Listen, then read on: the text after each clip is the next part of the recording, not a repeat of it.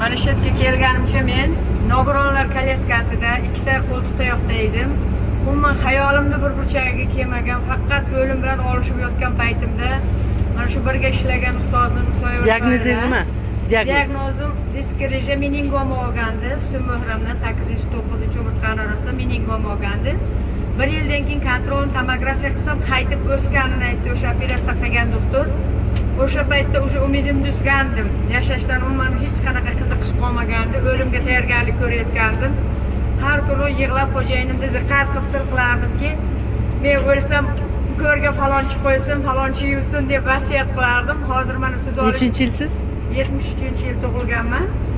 Hozir mana xo'jayinim aytadilarki, sen o'lim bilan olishayotganding, o'limga qachon go'ri kafanlik olasan, faqat meni diqqat qilarding, pul bering.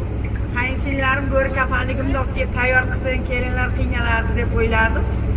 Hozir aytadilarki, u nima bo'ldi dedi, yo hali vaqtim yo'q, men hali aylanaman deyman, Xudoga shukr. Mana shu Tianjin kompaniyasiga mo'jizaviy mahsulotlar tufayli men mana shu onkologiyadan qutuldim, Xudoga shukr. Mana shu Dubay putyovkasini juda ham xohlagan edim, lekin menga Xitoyni motivatsion programmasi chiqdi. Mana ustozim Ismoil Egamberdiyevani juda ham ko'p nima qildim, Telegramdan yozdim, ustozjon men juda xohlayman, bormoqchiman deb. Mana Allohning nasib bilan mana nasib qildi, keldim. Hammalaringizga mana shunday sayohatlarni nasib qilsin. Mo'jizaviy mahsulotlarimiz zo'r. Yana men ko'proq sayohatga chiqishni xohlayman. Orzu maqsadimga erishishga yuqori ustozim mana shu Nilufar Abdukarimova bir oyda kala 700-500 tovaroborot bermagandim. Mana shu oxirgi oyda 7000 tovaroborot berdim. Hammasi mana shu ustozimning mehnatlari. Rahmat aytaman ustozlarimga.